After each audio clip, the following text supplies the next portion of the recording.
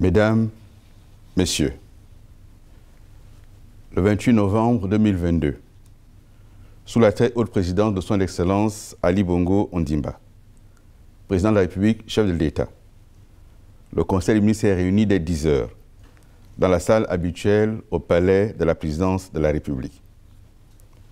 En début de séance, le Conseil des ministres a tenu à féliciter le président de la République, chef de l'État, son Excellence Ali Bongo Ondimba, pour son activité constante, aussi bien pour le rayonnement de la diplomatie gabonaise que sur le terrain social en faveur de ses compatriotes.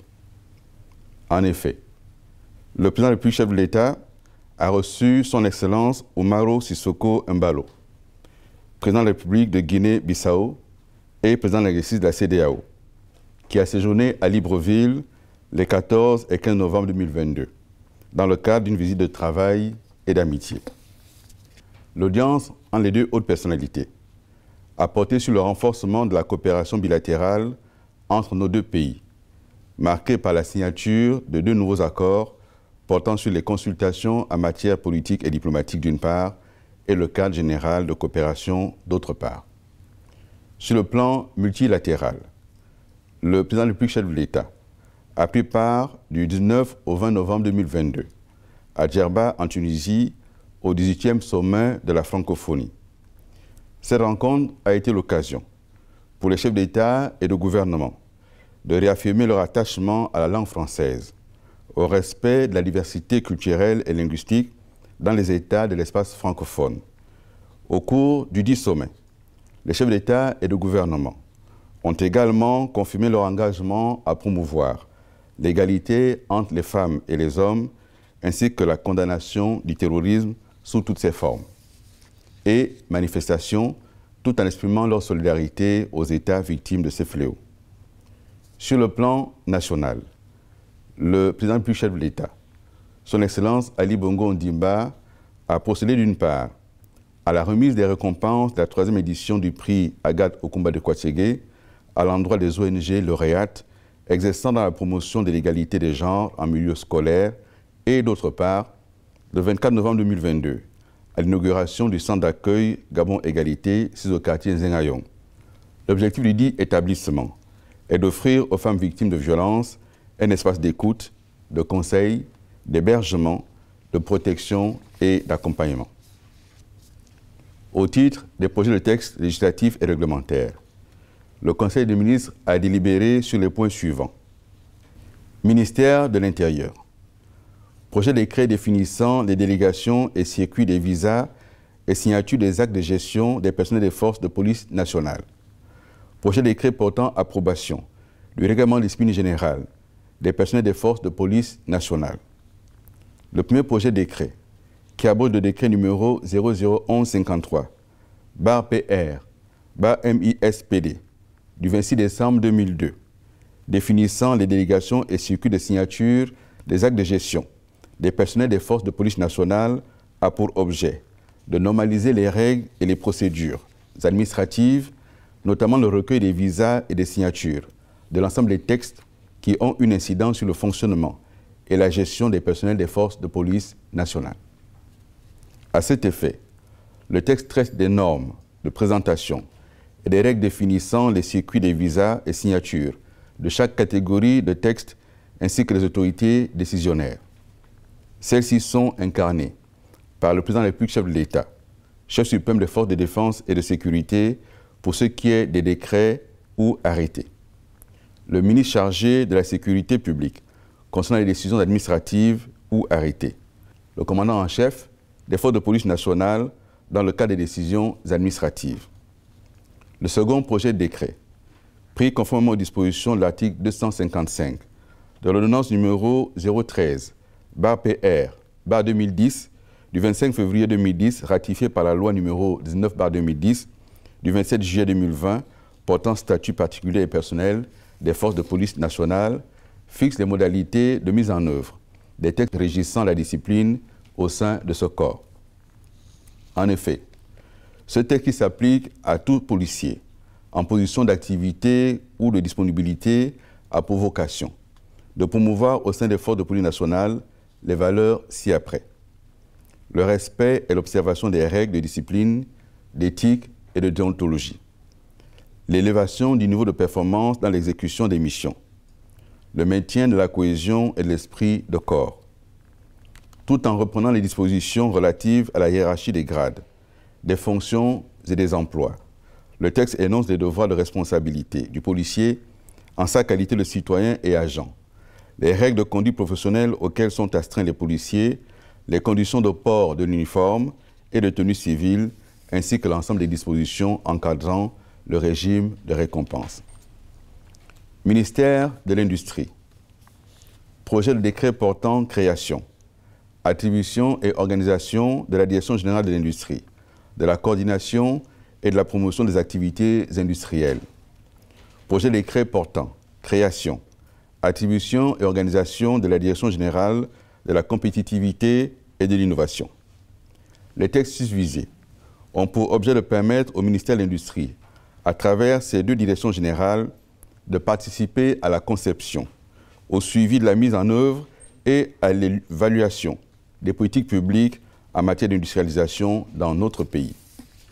À cet effet, la Direction générale de l'Industrie, de la coordination et de la promotion des activités industrielles, en abrégé DGIC-PAI, a entre autres pour mission de concevoir les stratégies, les programmes, les plans et actions en matière d'industrie et de réglementation et de veiller à leur mise en œuvre, d'élaborer les projets de texte en matière d'industrialisation, d'orienter et encourager l'intégration du tissu industriel national, d'élaborer la cartographie d'implantation des entreprises industrielles sur l'ensemble du territoire, de participer aux études prospectives spécifiques à chaque filière industrielle prioritaire, d'assurer le contrôle des risques industriels. Pour sa part, la Direction générale de la compétitivité et de l'innovation, en abrégé DGCI, a pour mission de concevoir les stratégies, les programmes, les plans et actions en matière de compétitivité et d'innovation industrielle et de veiller à leur mise en œuvre, d'élaborer tout projet de texte en matière de compétitivité et d'innovation industrielle, de contribuer au développement des programmes d'enseignement d'économie industrielle et de politique industrielle, de promouvoir la compétitivité et l'innovation des entreprises industrielles. Pour leur fonctionnement, les directions générales indiquées comprennent les services d'appui, les directions, les services territoriaux. Ministère des Affaires étrangères. Loi autorisant la ratification de l'accord bilatéral relatif aux services aériens entre le gouvernement de la République gabonaise et le gouvernement de la République de Turquie.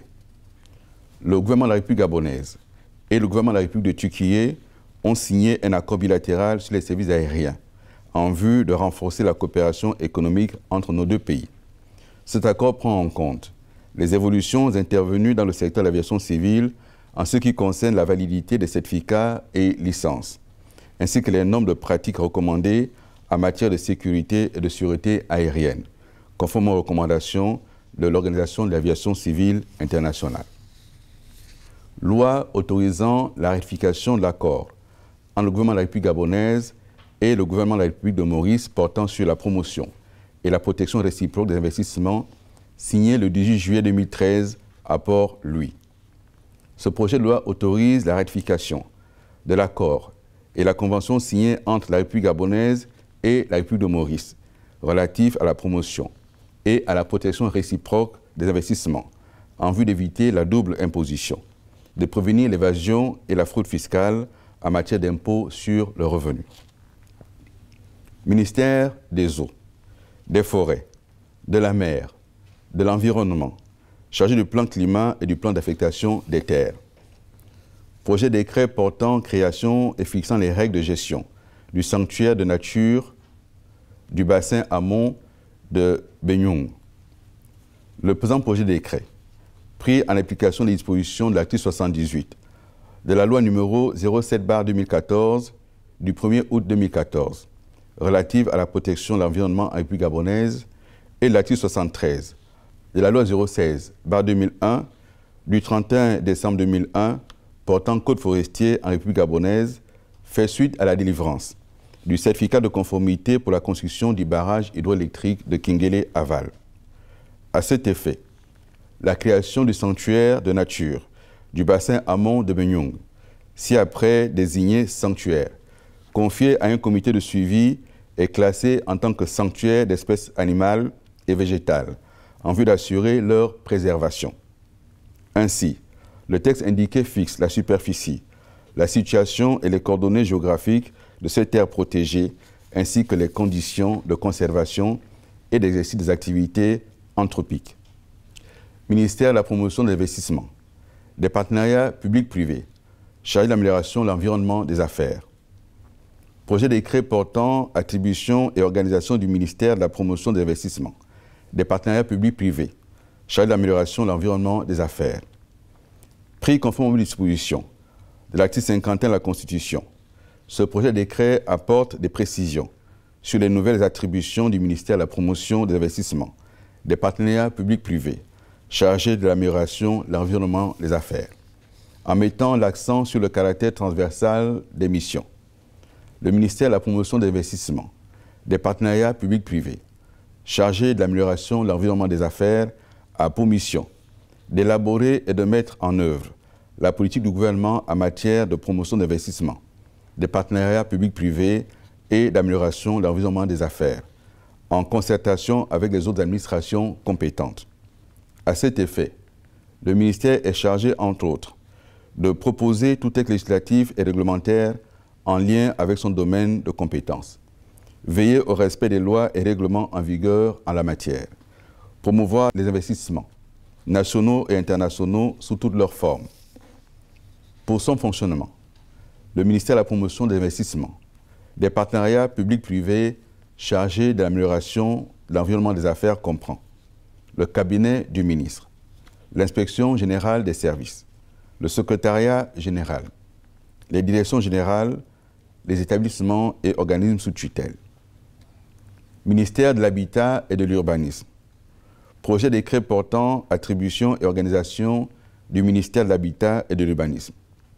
Ce projet de décret a pour but d'arrimer la nouvelle organisation du ministère régie par décret numéro 038/PR-MPI-TP-THTAT du 28 février 2013 portant attribution et organisation du ministère de la promotion de l'investissement, des travaux publics, du transport, de l'habitat et du tourisme chargé de l'aménagement du territoire. Le ministère de l'Habitat et de l'Urbanisme assure la conception et la mise en œuvre de la politique du gouvernement en matière d'urbanisme, de ville, d'aménagement foncier, de travaux topographiques, de cadastre, d'habitat, de logement et de cartographie. Aussi, pour son fonctionnement, le ministère comprend-il le cabinet du ministre, l'inspection générale des services, le secrétariat général, les directions générales, les établissements et organismes sous tutelle. Ministère des Travaux publics, de l'équipement et des infrastructures.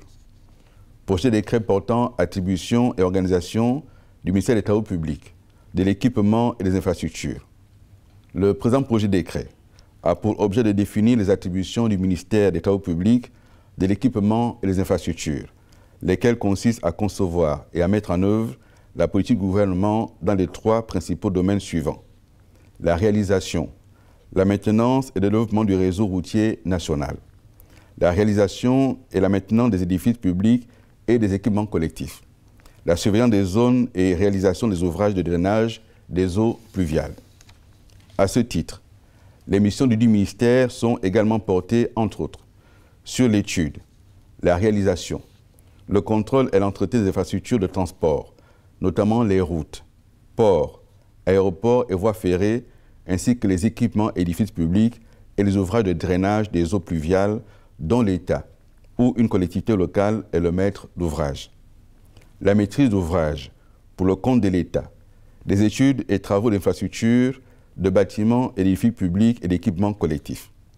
Pour son fonctionnement, le ministère s'en compose ainsi qu'il suit: le cabinet du ministre, l'inspection générale des services, le secrétariat général et les services, les directions générales, les organismes et établissements sous tutelle. Ministère de la Pêche et de l'Économie maritime, le projet de décret portant attribution et organisation du ministère de la Pêche et de l'Économie maritime. Le projet de décret vise à définir le cadre juridique du ministère de la Pêche et de l'Économie maritime. À ce titre, le ministère de la Pêche et de l'Économie maritime a pour mission de concevoir et de mettre en œuvre la politique du gouvernement en matière de pêche et d'économie maritime.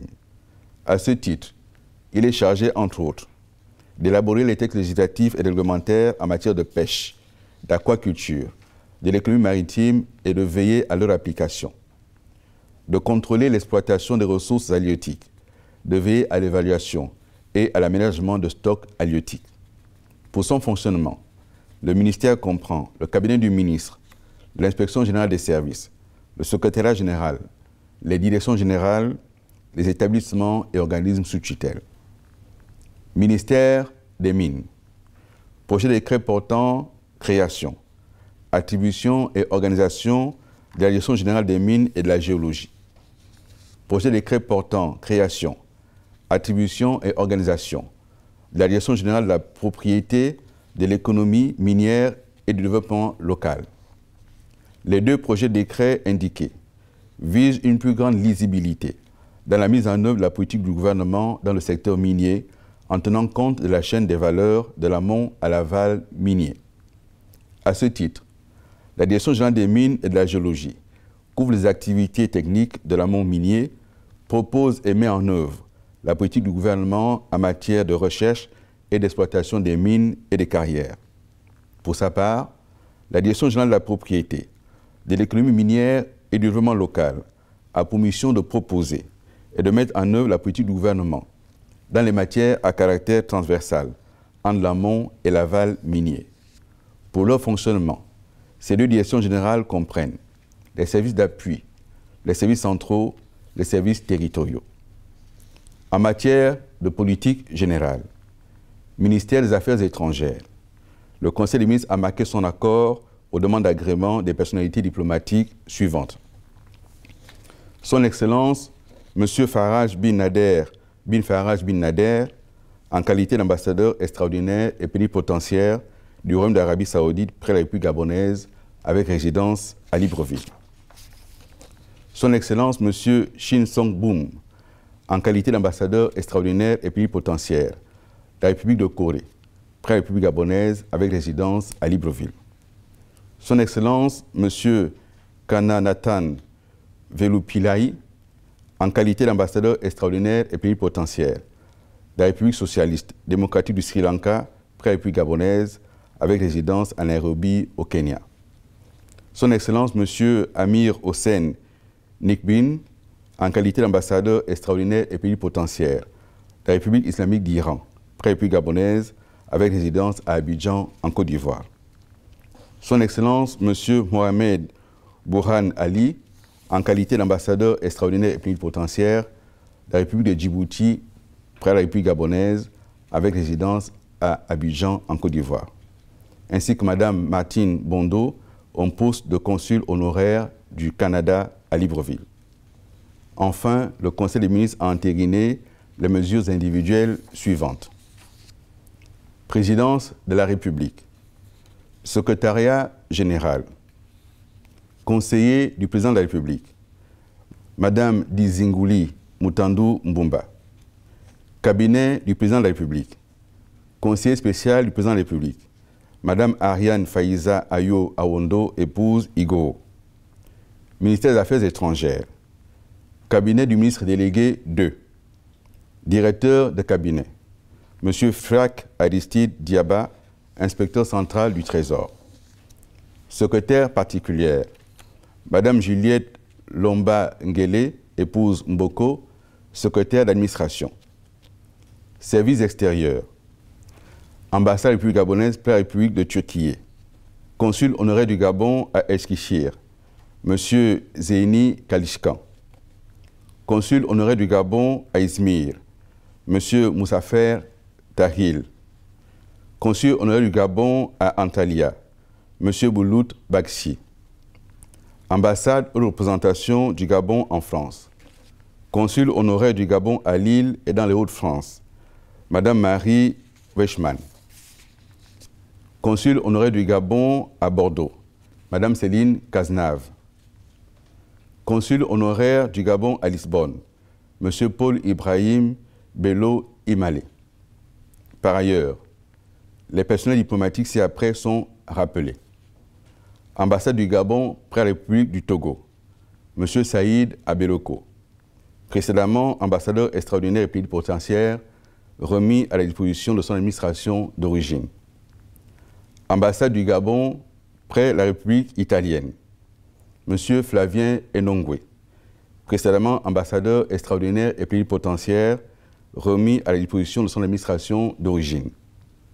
Ambassade du Gabon près le Japon, Monsieur Joseph Giraud et Fangon Obagé. Précédemment, ambassadeur extraordinaire et plénipotentiaire.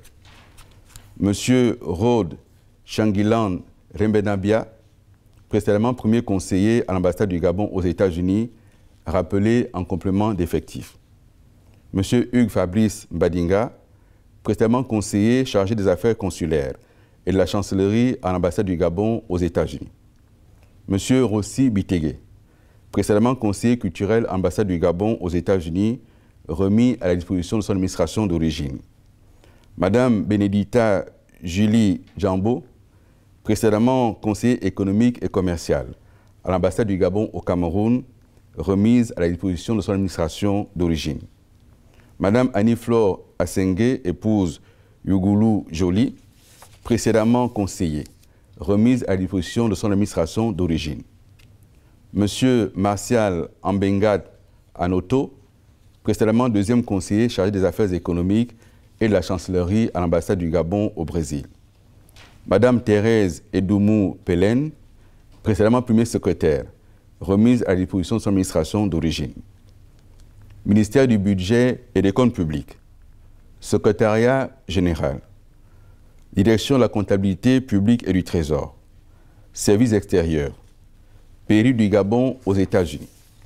Payeur, Monsieur Olivier Panza, inspecteur central du Trésor, en remplacement de Monsieur Anissé Landry Tungui, rappelé. Ministère de l'Agriculture et de l'Alimentation, Inspection générale des services, Inspecteur général des services, Monsieur Raphaël Ngadi Litadi, Inspecteur général des services adjoints, Monsieur Jean-Philippe Ebe Meillet, Inspecteur, Monsieur Barthélemy Bongo Akanga, Jean-Urbain Ngemamba, Pierre Zué Eya, Madame Hortense Mbonji.